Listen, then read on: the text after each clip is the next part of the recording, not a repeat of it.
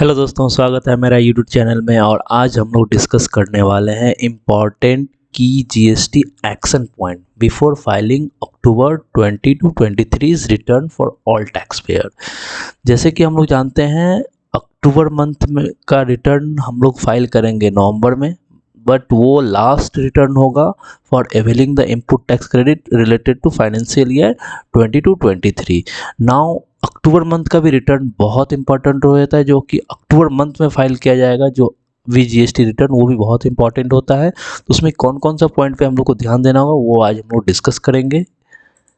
चलिए स्टार्ट करते हैं वीडियो आउटवर्ड से रिलेटेड। तो सबसे पहले मैं आप लोगों से रिक्वेस्ट करूंगा, मेरे चैनल को सब्सक्राइब कर दिए। मैं छोटा छोटा जीएसटी से रिलेटेड, इनकम टैक्स से रिलेटेड वीडियो बनाते रहूँगा, जो कि आपका प्रैक्टिकल लाइफ में आपको हेल्प करेगा। आउटवर्ड में कुछ पॉइंट्स हैं जो कि अक्टूबर मंथ में जो आप GSTR 1 और GSTR 3 फाइल करेंगे या फाइनेंशियल के साथ उसका किस तरह कौन कौन सा पॉइंट पे रिकन्सिलेशन करना है वो मैं आपको बता देता हूँ। सबसे पहले आप GSTR 1 और GSTR 3 का विथ योर फाइनेंशियल रिकॉर्ड्स, जो कि financial year last financial year का है, फाइनेंशियल ईयर 22-23 का, उसके साथ आप उसका रिकन्सिलेशन कर लोगे। अगर कोई डिस्क्रिपेंसी है तो उसके रेक्टिफाई कर लोगे। GSTR 1 और GSTR 3 का reconciliation with your financial records. उसके बाद जो नेक्स्ट पॉइंट है आपका ई इनवॉइस सिंस आप बड़े, मैं एज्यूम कर रहा हूँ कि आप बड़ी कंपनी है जिसका टर्नओवर 5 करोड़ से ज़्यादा है या 10 करोड़ से ज़्यादा है, तो उस पर ई इनवॉइस अप्लीकेबल है। तो उसका ई इनवॉइस का reconciliation with your financial records, जो भी आपका फाइनेंशियल स्टेटमेंट जितना टर्नओवर दिखाया गया उसका ई इनवॉइस जनरेट हुआ है कि नहीं वो एक बार चेक कर लेना है। या जिसका ई इनवॉइस जनरेट हो गया वो मेरा फाइनेंशियल स्टेटमेंट या GSTR 1 3 में गया है कि नहीं, वो मेक श्योर कर लेना है ताकि आपको बाद में कोई इशू नहीं हो। तो reconciliation of E invoice with GSTR 1, GSTR 3 and financial record बहुत इंपॉर्टेंट है। उसके बाद matching and reconciliation of E way bill, जैसे कि हम लोग ये एज्यूम कर रहा हूँ कि आप लोग बड़े कंपनी है, सॉफ्टवेयर यूज़ करते होंगे ई वे बिल और ई इनवॉइस जनरेट करने के लिए। तो आपका ई वे बिल का reconciliation with your GSTR 1, GSTR 3 और ई इनवॉइस के साथ आपका होना चाहिए। अगर कहीं पे डिस्क्रिपेंसी है तो उसका रीज़न हो जाए, जैसे कि डिलीवरी चालान के लिए ई वे बिल तो बनाना पड़ता है बट ई इनवॉइस नहीं बनता है, तो उस केस में आपके पास रीज़न होना चाहिए कि ये ई वे बिल जनरेट हुआ है जिसका कि टैक्स इनवॉइस नहीं हो सकता है, उसका डिलीवरी चालान है या बिल ऑफ सप्लाई है। तो ई वे बिल का रिकन्सिलेशन भी बहुत इंपॉर्टेंट है, ये आप लोग कर लीजिएगा in the month of October में ही कर लीजिएगा, क्योंकि नवंबर में आप पे बहुत प्रेशर रहेगा, आपको टोटल ITC लेना रहेगा, वो बहुत इंपॉर्टेंट है, जो कि लास्ट अपॉर्चुनिटी होगा ITC लेने के लिए। आउटवर्ड से नेक्स्ट पॉइंट जो आते हैं 4 number point, debit note and credit note, जो भी GSTR 1 3 में आप शो किए हैं, it should be reflect in your financial record also. So you should check whether the credit note and debit note whatever you have issued during the year, it should be the part of your financial statement as well as your GSTR 1 and GSTR 3 for export transaction के लिए। Export या cross border जो भी हम लोग transaction करते हैं, you should match with your shipping bill number with your with your GST invoice और कमर्शियल इनवॉइस, जो भी बोल दीजिए। अगर विथ पेमेंट कर रहे हैं, विदाउट पेमेंट कर रहे हैं, तो उसके अंदर शिपिंग बिल का डिटेल आपके GSTR 1 में जाता है, वो इट शुड बी मैंडेटरी कि आपका वो जाना चाहिए, नहीं तो रिफंड मिलने में बहुत दिक्कत होगा। तो आप ये जितना भी आपका शिपिंग बिल है, जो भी आप एक्सपोर्ट किए हो, उस ट्रांजैक्शन में उसका प्रॉपर शिपिंग बिल का रिकॉर्ड होना चाहिए, इनवॉइस वाइज शिपिंग बिल का रिकॉर्ड होना चाहिए। एक इनवॉइस के अगेंस्ट में मल्टीपल शिपिंग बिल भी हो सकता है और मल्टीपल इनवॉइस के अगेंस्ट में एक शिपिंग बिल भी हो सकता है, इसमें कोई बड़ी बात नहीं है, ये मैनेजेबल है। तो इसका लेकिन रिकॉर्डिंग आपके पास होना बहुत इंपॉर्टेंट है। उसके बाद आउटवर्ड से रिलेटेड जो लास्ट पॉइंट, जो 6 नंबर पॉइंट है, जैसे कि हम लोग बहुत सारे टैक्स पेयर क्या करते हैं, nil related exempted and non GST supply को GSTR 1, GSTR 3 में नहीं दिखाते हैं। लाइक इंटरेस्ट, FD पे अगर कुछ इंटरेस्ट आया है, बैंक इंटरेस्ट आया है, या पेट्रोल डीजल से रिलेटेड कुछ आप एक्सपेंस किए हो तो, या आउटवर्ड सप्लाई किए हो, तो उससे रिलेटेड जितना भी इनकम होता है हम लोग नहीं दिखाते हैं GSTR 1, GSTR 3 पे। आई रिक्वेस्ट कि एग्जेम्प्टेड, नील रिलेटेड और नॉन GST सप्लाई भी आप रिपोर्ट करो, क्योंकि आपका फाइनेंशियल स्टेटमेंट का पार्ट होता है, बट GSTR 1, GSTR 3 में आप लोग नहीं दिखाते हो। It should be reflect. मेरा एक वीडियो है GSTR 1 पे कि कहाँ कहाँ पे एग्जेम्प्टेड, नील रिलेटेड, आउटवर्ड से रिलेटेड, सप्लाई से रिलेटेड दिखाया जाता है, उसे आप देख लो, आपको कॉन्सेप्ट में क्लियरिटी आ जाएगा। नेक्स्ट पॉइंट हम लोग तब आउटवर्ड से रिलेटेड ये हम लोग डिस्कस कर लिए। 6 का 6 पॉइंट बहुत इंपॉर्टेंट है, ये आप लोग देख लो। अब आते हैं इनपुट से रिलेटेड। इनवर्ड रिकंसिलेशन में जो इनपुट टैक्स क्रेडिट का रिकंसिलेशन, इसमें सबसे इंपॉर्टेंट है जो भी आपका फाइनेंशियल रिकॉर्ड के बेसिस पे ही आप इनपुट टैक्स क्रेडिट लिए हो, वो भी एलिजिबल आईटी से लिए हो। तो जो भी 3B में आप क्रेडिट लिए हैं, it should B part of your financial statement, further it should be reflect in GSTR 2B।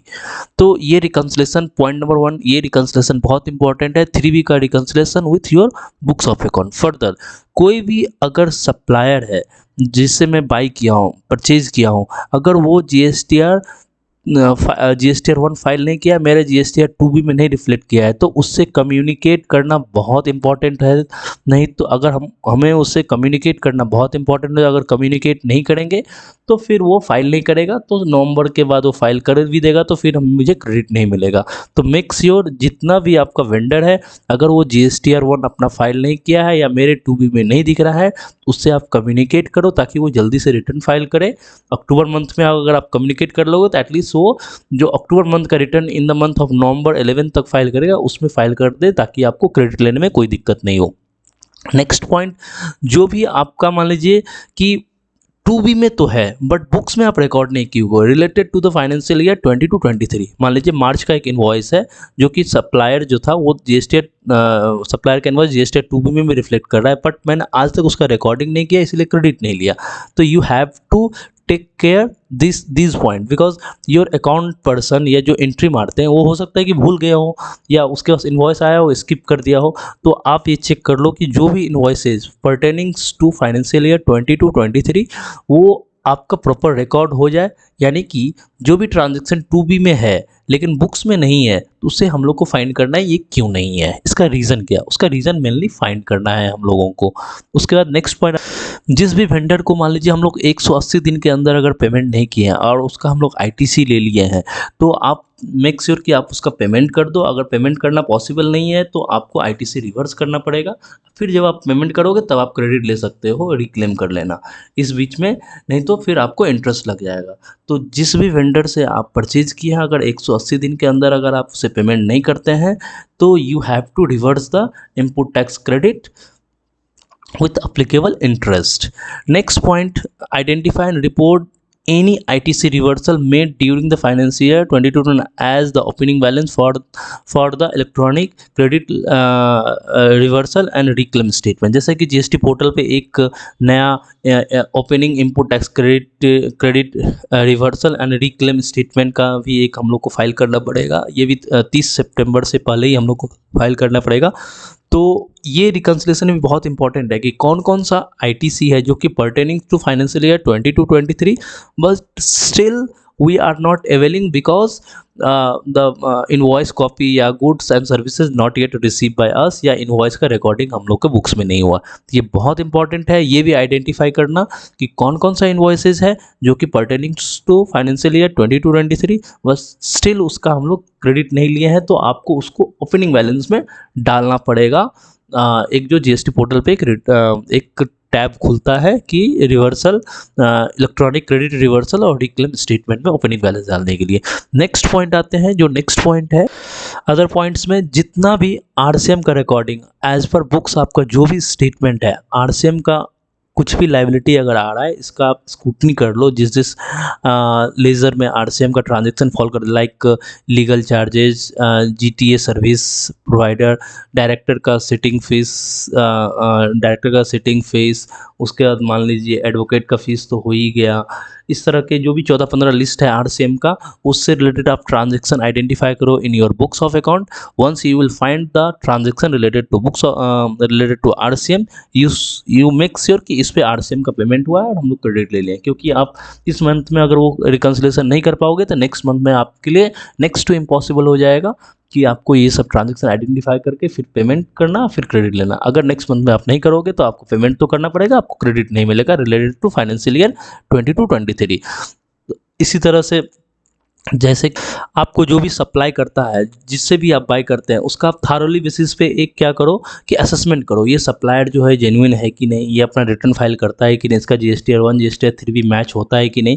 इस तरह से एक कर सकते हो, ताकि क्योंकि अभी जीएसटी में क्या है कि अगर आप जिससे बाय करते हैं, अगर वो गवर्नमेंट को टैक्स पेमेंट नहीं किया है या वो फ्रॉड किया है, तो गवर्नमेंट आपको भी पकड़ सकता है।